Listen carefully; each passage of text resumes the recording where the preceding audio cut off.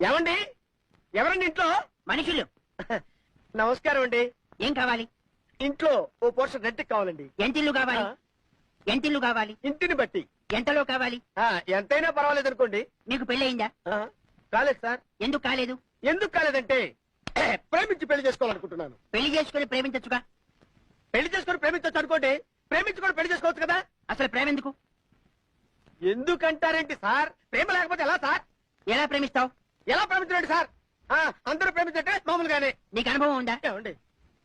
అనుభవం లేదు సార్. ఎందుకు లేదు? ఎందుకు లేదంటే సార్, మీరు కడుపుకి అన్నం తింటున్నారా, ప్రశ్నలు తింటున్నారా సార్?